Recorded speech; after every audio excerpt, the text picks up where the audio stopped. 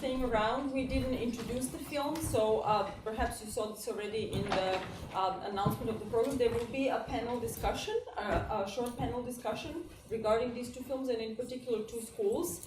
But first of all, welcome to this year's Bosnian-Herzegovinian Film Festival. My name is Dijana, Jelača, and I'm one of the programmers of the festival. Hello everybody, thank you for being here. Thank you for staying for the panel. My name is Amir, Husak, and together with Dijana and Jelača, I'm one of the this year's programming directors of the festival. And at this point I would also like to invite our guests, co-panelists, discussants, Refik Hodžić. Please give them a round of applause.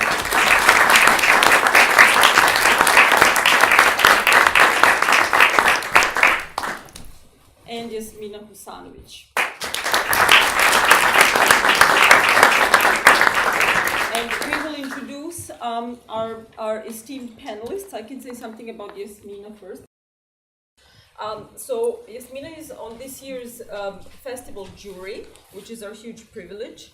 She is also an associate professor at the Faculty of Philosophy, University of Tuzla, Bosnia-Herzegovina, and chair of cultural studies.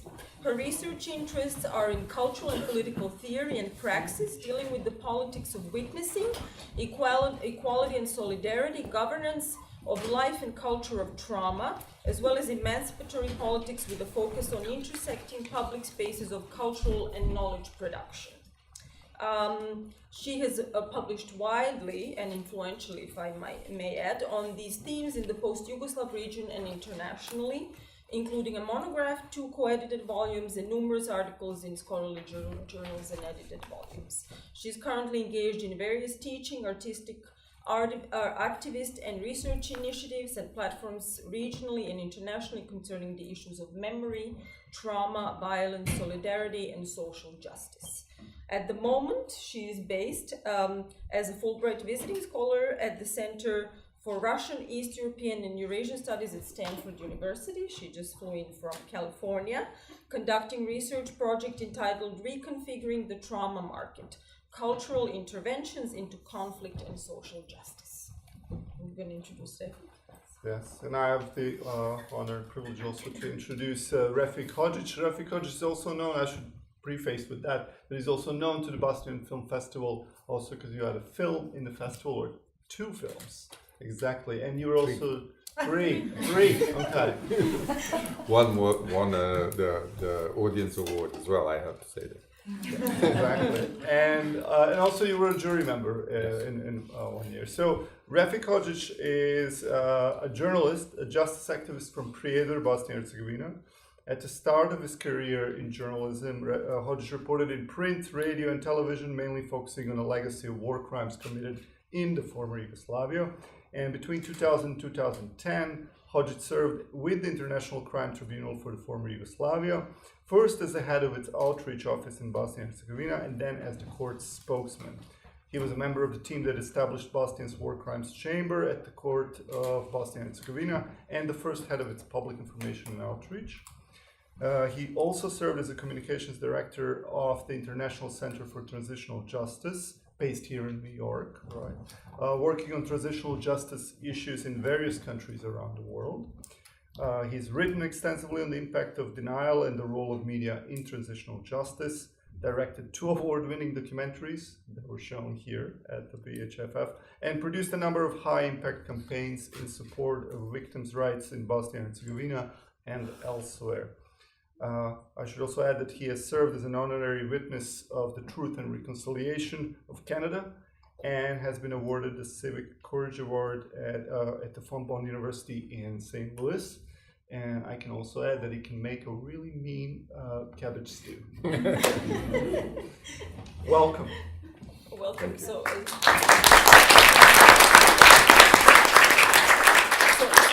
Amir and I will pretty much take a backseat, and we want to hear from you guys because, as we just read, there's just so much in your work and in your activism and in your efforts to bring justice both culturally, politically, socially, and in your work to comment on here. So we will mainly focus on two schools, but we will also touch upon the issues brought up by Winter Sun.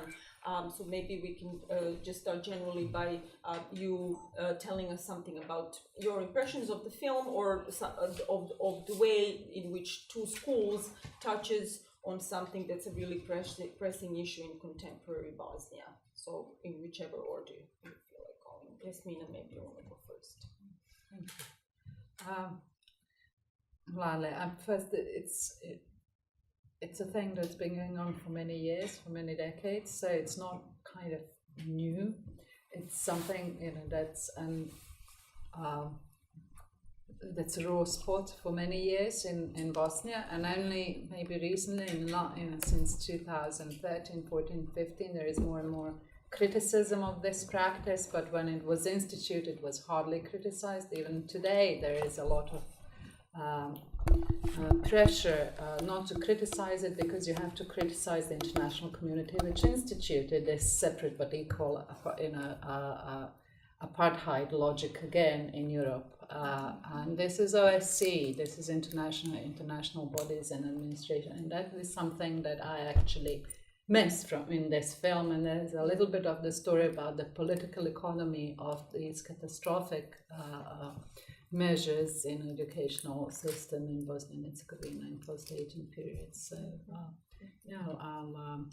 I'll actually start from there. How come that in the so-called democratizing post-conflict governance, we have the institution basically of the apartheid logic? I find it very touching. I find it touching on so many levels. I think that, to me, both of these films testify to one thing, and that is the curse of the Yugoslav experience, the Yugoslav experiment, in the sense that we, at least my generation and the people from the first film, know that it can be different. This new normal that exists, that we have seen in two schools, or the situation of the two people from the first film who are hostage of basically being marginalized and left without any recourse to what should be a situation of dignity, in a way. I think that if you, for instance, go to Lebanon, I dare say here in New York, if you go, I used to live on 92nd Street, where there were two schools. One was Trinity School for, let me be blunt, rich children. Another one was a public school, and in terms of the racial division, it was very clear who went to one school and who went to another.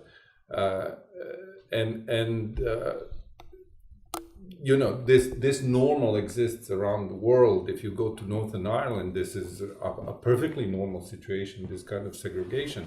Our problem is that we know that it can be different. I'm not idealizing Yugoslavia in any way, but I think that is what really makes us paralyzed. I think, in a way, we are not able to move beyond the ethnic discourse. If you see the two schools, there is a greater division in terms of resources than in anything else. Yes, there is indoctrination, there is ethnic division, but this is all based on a very simple notion of plunder. Mm-hmm. Our country is being plundered, and violently so. And ethnic division is simply a very useful smokescreen to keep people busy while this plunder is going on. So I would say these two films kind of remind me of that reality that very often you forget when celebrating goals and living a life.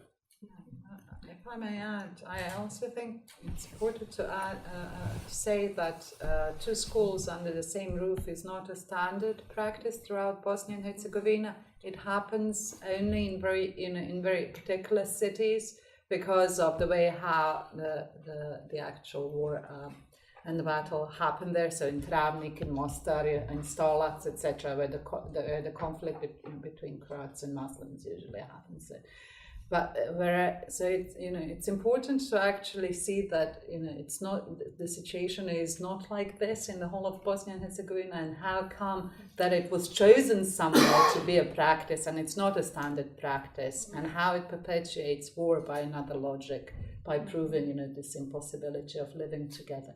But if you go to a Catholic school center in Tuzla, where my son goes, and we are others.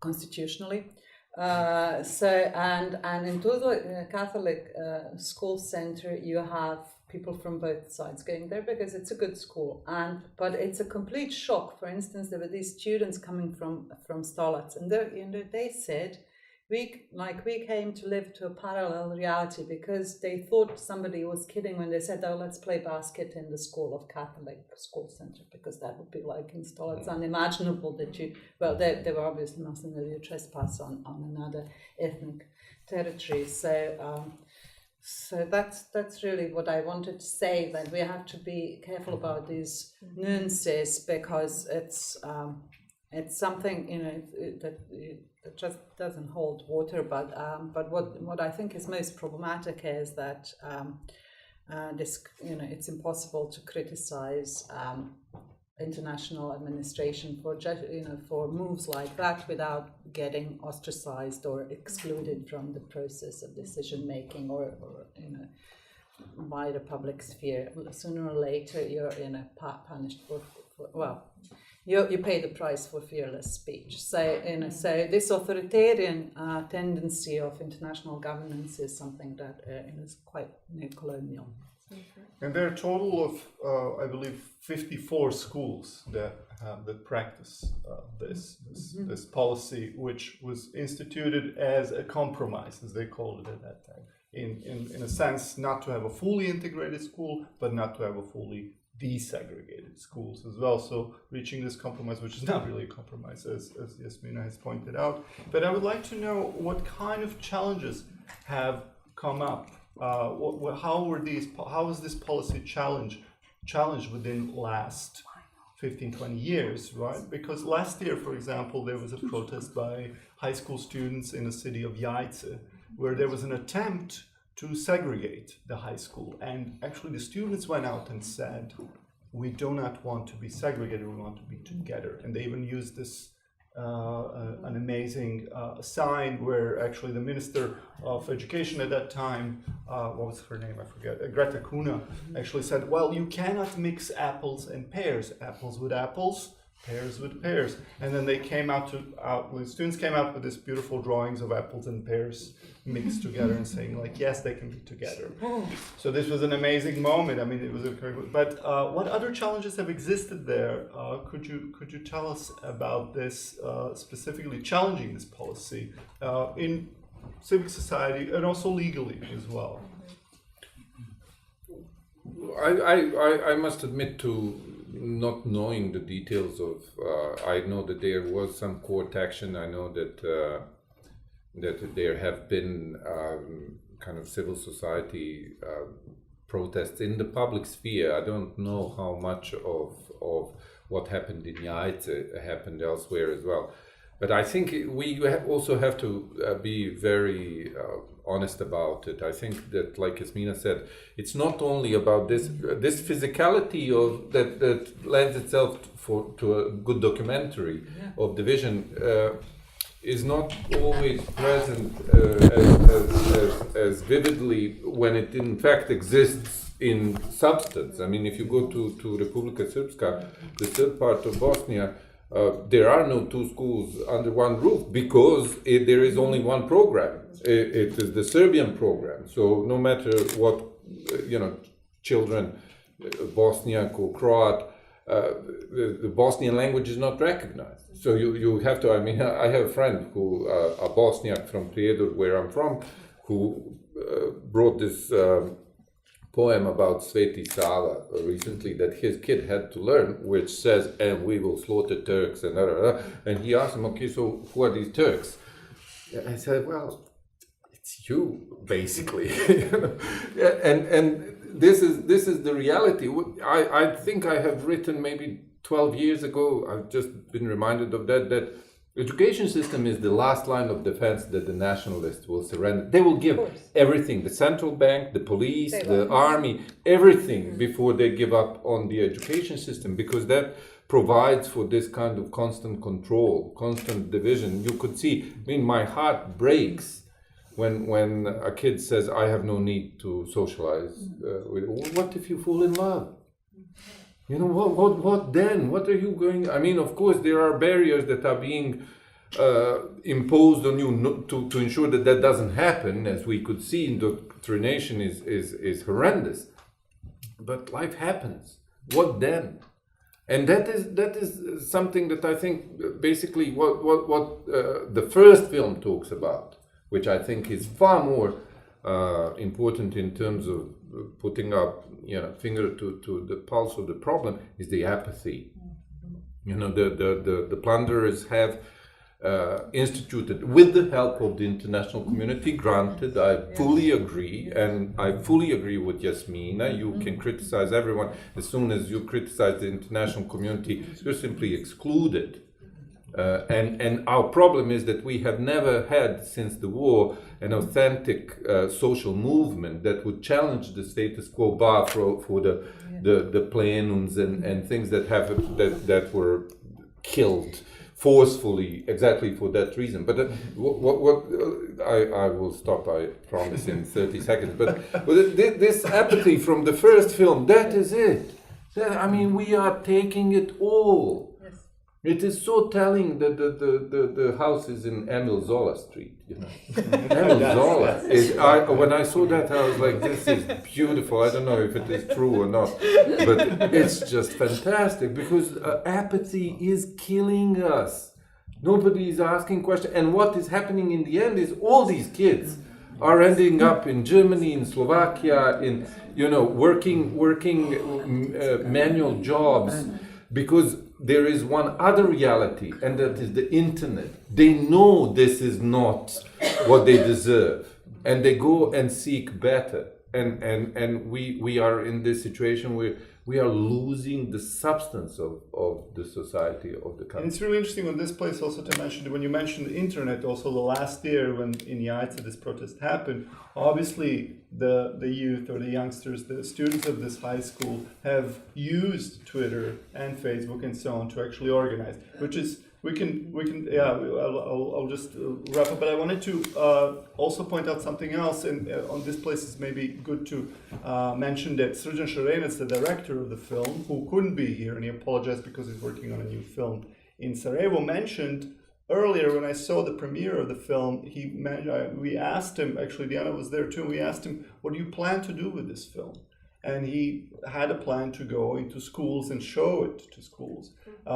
Originally in 8 towns. They all rejected it, right?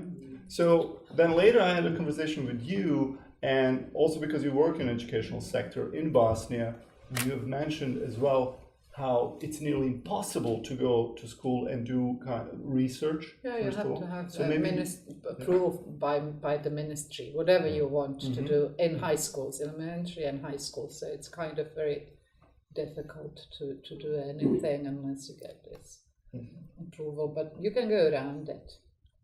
It's possible to do that, yes. But if you want to go with this kind of film to Travnik or Stolac, you're bound to have problems. You can't show it. But there are ways of how to do it and how to make speech around these issues possible. And I'm sure that he'll be creative enough to find them, because he has to. I think this is something to me, it's a good as documentary if it activates some kind of social body around it that's going to at least intervene here and there, or at least find its wider community and some deeper understanding, especially amongst young people. But I wanted to say about Jelača. Yes. So I know, as a fact, for instance, yes, there is no. I'm completely in agreement that there are very few good civil society organizations that have been in Bosnia and Herzegovina that have been working in the last 20 years, because most of it has been professionalized and really divorced in many ways from grassroots concerns and funding darlings, all sorts of things, donor logic, blah, blah, blah. But for instance, the Jelača is not just out of blue. This group of kids, they've been working with Nansen Dialogue Center for many years as kids, and they've been a group of activists, and actually it's a product of long-term investment. And the thing is that most civil society work is just like kind of parachuting, one-off events, flashing here and there. Let's get a group of people here to talk about that. Then they never ever meet again in their life. Whereas this is a different kind of approach of how to work, how to do community work, and that's really doing something substantial with a group of young people for a number of years, and the same group of people. That's something completely and different. Jelača was a success. And it always brings results in the end. And Jelača was a success. It's, I guess, important to mention that they managed to actually stop the segregation of this high school in Jelača. But let's just, again, I'm sorry to be a party pooper, but it's very important to understand the context of Jelača. That is a school with the Croat curriculum. Yes. So basically, exactly. It was not that they stopped the segregation by adopting something that works for both communities. It was basically that they stopped the Bosniak students being taken away. But they are actually submitting to the Croat curriculum. It is not a unified kind of. So there are many problematic things there. The kids refuse to be separated, but at a cost of one group basically acceding to a different curriculum. So it's basically just simply a politics of division. That's what it is. And these kinds of small inroads, I think, have to be sought elsewhere. Dismantling of two schools under one roof is exactly the problem that comes from the fact that international community condones it. International community condones it because it is comfortable with this. It knows that Catholic school, girls are marching through Protestant areas in Belfast, being, protected by bodyguards. And they know that, well, this is normal in Ireland. What are we going to do about it in Bosnia? That is the argument that nationalists are putting forward, saying, well, wait a minute, why are you not cleaning up your own, backyard before you come preaching to us? And that is what they do. They basically accept this and just let's get on with it. What I think the victories that need to be celebrated are things like, interaction that happens, and I know that it happens because I have two children who grew up in Bosnia, and I know that this interaction happens in ways that we cannot control. I know that Jahorina Music Festival just gathered 10,000 kids, in the heartland. I mean, all those hotels are owned by war criminals, yet the biggest stars were hip-hop artists from, Tuzla, Sarajevo, who raised hell there because they are loved by kids from Republika Srpska. So in that sense, I think we also cannot simply succumb to apathy of not being able to change this, because it is we don't have the weapons to fight it, but there are other ways to do it. But this is where we wanted to take the conversation. It's obvious the critique of both of these films is very poignant, and we still want to address some of the Winter Sun and also open it to the audience as well. But what is to be done, and particularly because we're kind of struggling with this as both film scholars and film workers and culture workers. What is the role of cinema in all of this? What is the role of film? Are these films effective? Well, if they're denied viewership in various towns where they may be most effective, but Jasmina, you suggested there's still ways to go around it. what other ways? And so we want to kind of talk about opportunities for resistance, even if they come from surprising directions. And this actually, I wanted to go back to something Refik said in the beginning. In the second film, In Two Schools, we're talking about a generation, and I forget what they said, what the year of birth was, but they definitely don't have a memory, a living memory of a society where things could be different. So the role of culture and the role of cultural memory and cultural work that could actually let them know, not just internet, as this large, grand vastity of anything, but specific works that could actually inform. So let's talk about that a little bit. Move away from apathy, which I think is a real issue, and talk about sites of opportunity, perhaps hope, if I dare say this word. Politics What of is hope. to be done? Well, Yeah. going against my whole opus, which is all about politics of hope and believing in that, I'll now on purpose be very pessimistic and say that when it comes to hope, it can only be resuscitated by a major challenge to how the poverty is being governed, or how Bosnia is being governed through not only trauma but destitution. Because what are we talking about in the country where we have 50% unemployment for young people, between 70 and 80%, where people are living en masse, young people born in the 80s and 90s abroad, mainly to Germany. And that since 2014 you had a city the size of Banja Luka moving out of Bosnia, mostly of this highly skilled, well-educated young people in the 80s and 90s, which are sought by the labor market in Europe. So in this sense, I think also that our films and documentaries have to become a bit more radical and militant in this whole critique of poverty and capitalism, the way it's done.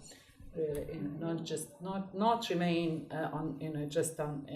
focused on themes of ethnic identity, etc., or identity politics in general. But I think you see that these are, all, you can see how they led. These are all poor, kids in both protagonists. They're not, what we would, consider.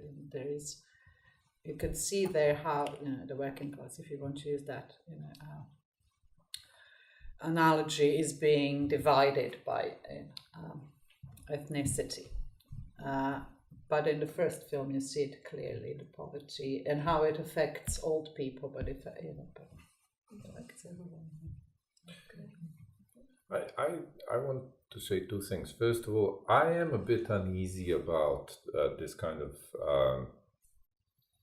molding of entire generations through protagonists like this. Because I fully agree that they are representative of a certain number of people. They're not certainly representative of Bosnian youth across the board. So that is one thing to take into account. Sometimes I think that we have no idea what the young people think. I think that there is such a gap between this panel and what the young people in Bosnia. I mean, through our children, but we know what. No, through my classroom, because I worked with students who were. It's interesting to actually follow how this generation changed, born from 86 till now 95 that I've been teaching. I'm speaking for myself here, so I certainly agree. But I think that again, that is kind of filtered communication. The best, or at least my attempts to figure out what they are thinking is constantly to go back to me being 15, 16, 17. What were the things that I was challenging? What was the status quo? And how did we, without the immense power of the internet and access to information, think about these things? And that is where, in the conversation with my children, with just observing their friends, I see that there are things that we don't know, that we simply don't understand. And that, I think, we can see through this mass exodus, that nothing that is being offered, nothing that we think we are offering in their interest to counter this reality works. Simply, they are just, I think, at a point of being disgusted with all of us for what we are offering to them as reality. But anyway, I just want to bring one small anecdote in terms of what to offer. Politics of hope, I think, have to build not only on the critique of the status quo, but there has to be something of value that you are giving. And I will give Mr. Mir Pilic is here, that probably should have received applause bigger than all of us. He's also our He's a jury member. this But I want to say, I mean, this is a personal story of me watching The Happy Child, the film about the new wave in the former Yugoslavia with my kids, that starts off with his exhibition in Zagreb, which was sort of catalyst for this entire movement of the youth. And they were both fascinated at this. They were fascinated with the movement and the way that they are into that narrative, trying to find out how was it possible that you lived like this? How was it possible that this all worked? How was, I don't know, music possible? How was Ekaterina Velika possible? How all these things were possible then? Were they not Muslims, Croats and Serbs then? You know, how did it work? And this kind of interest that it comes from things of value.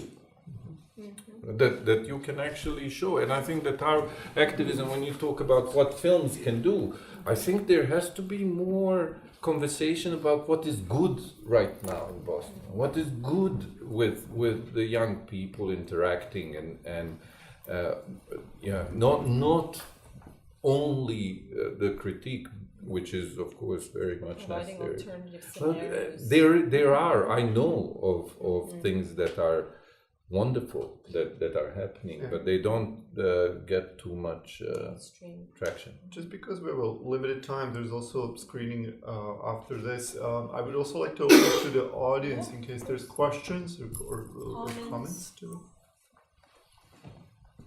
Just raise your hand if anyone has anything to add. Yes, please.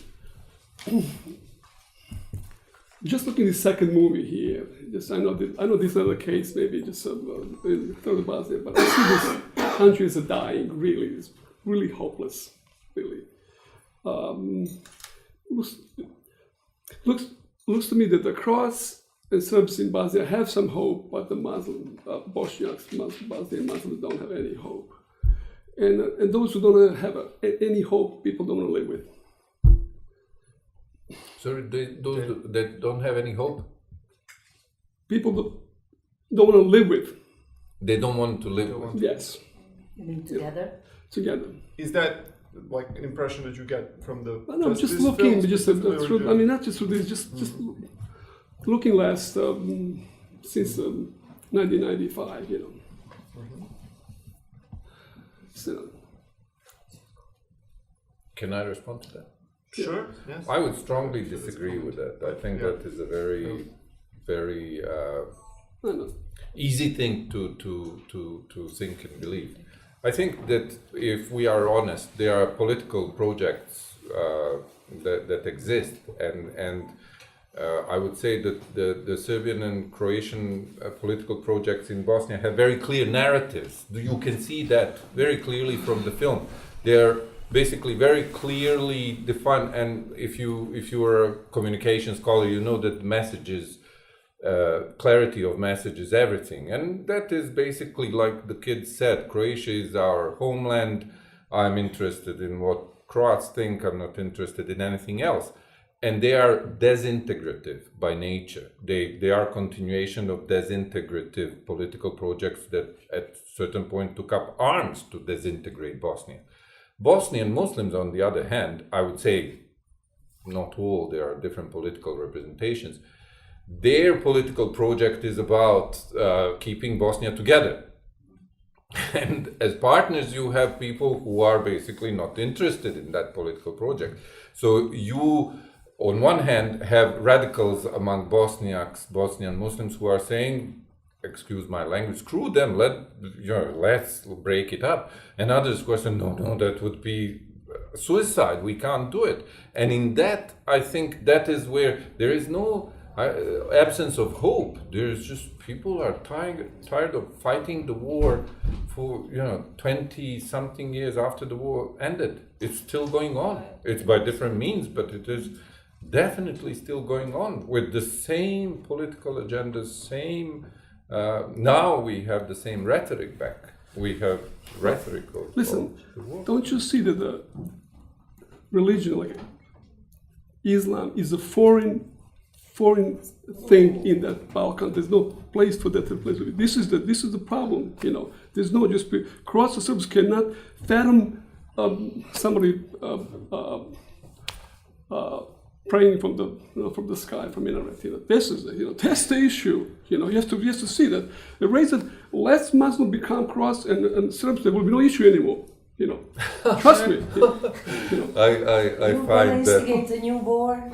No, I find that. Question over there. Well, actually, just to I convert. find that hilarious. This is more an observation than Yes, a question. please. That is my school. That's where I went to Really? school from 1999 to 2003. So this is heartbreaking that in 2018 I'm sitting here watching and it's the same thing that we went through. Our school would start at 7:30 in the morning. Their Catholic school is their school, I would say. Starts at 8, so we don't happen to be at the same time in front of that school. It's heartbreaking. Like, I am shaking. I don't even know what to say. I totally agree with you when you say the problem of identity in Bosnia.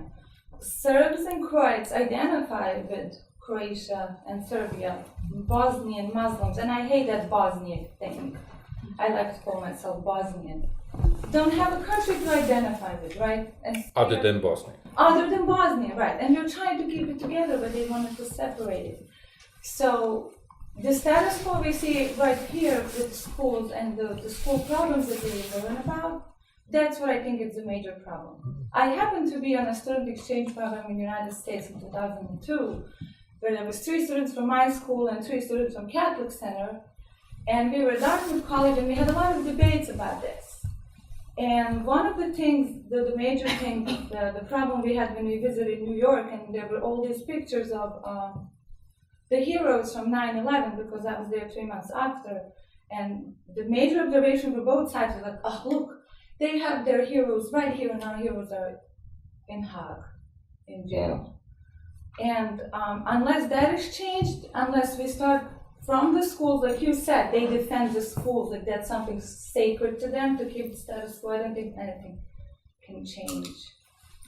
Because the co-ed school, there are all sorts of kids from there, and I had friends from all different religions, we never really cared about.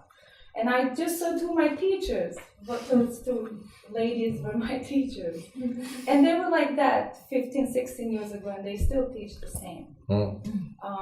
So I'm like very happy that I can be here and to listen to you, and I totally agree with you. And like you said, there is hope, but I left because I couldn't do anything. My mindset didn't agree with any of that. And I said, if I stay there, I'm going to go crazy. Either I'm going to kill someone or someone's going to kill me. I was in Bosnia last summer after 7.5 years. And it's the same status quo I left 9 years ago. So it's heartbreaking. I apologize if this is too long. No, thank you. Very valuable. Thank you for sharing. Thank you. It's really valuable. Thank you. We have maybe time for one more. Over there. So thank you for bringing this to life. Actually, when I visited Bosnia, I went to Travnik and I got to see the school. And my friend's father explained to me that it was a segregated school, and now seeing it actually and come to life and the experience is really important. I think film is visual activism and as a means of communicating kind of the experiences of marginalized and oppressed people that we don't really understand that this is kind of going on everywhere, like you said, even here in New York. And I don't know if anybody's had the opportunity to watch a film called Southern Rights, but it's within the past couple of years, it's about segregated proms in America, in the South, where Black students go to prom and white students go to another prom. in the 2000s. So I think these documentaries are very important. It'd be interesting to kind of see, youth across the world are actually watching this and knowing that they're not alone and how they can use this to kind of leverage to band together in activism. No, I agree. I think, to be honest, I have seen worse segregation here in the United States than in Bosnia. Let me be completely honest. And I've lived in Harlem. We don't need to spend much time, which we don't have to belabor the point. And the effort at desegregation here and how it failed and how it continues to fail in a society that does still claim to be one of the most democratic societies, the model of the world for the world, tells me where the intervention of the international community in Bosnia is informed, and where the weak points are when we are demanding, how can you allow for this to happen? We don't ever think about, but these people, the head of OSCE, the agency that actually instituted this and oversees this, is an American, always replaced by an American. Dare I say, white American, always, since the end of the war. Why should we expect them to be dismantling structures that exist in this country? And also to think about that Brown versus Education Board happened in 1954, right? And we still have, we're actually, And so, and this is our, to bring it back to the festival, this is our effort with the festival as well, to not keep this as these conversations within, these are the issues in Bosnia, and isn't this horrible, look what's happening over there, but to actually expand the conversation as a person who is raising her young child within the New York City public school system, and I completely hear what you're saying here, and I'm also thinking in terms of the living memory that's still sort of existing of something else versus this being deeply ingrained and naturalized as something that's absolutely inevitable, and this is what's at stake here, and this is what this is why it's really important in a critical period to talk about these things. It requires a lot of effort to normalize violent social relations, and also it all sounds it's like kind of calm, and it happens spontaneously, naturally. There is a whole industry that makes it possible, that normalizes this terror of inequality and violence. So not the industry, but also we perpetuate it too. I think we're out of time. Let's give our panelists a round of applause.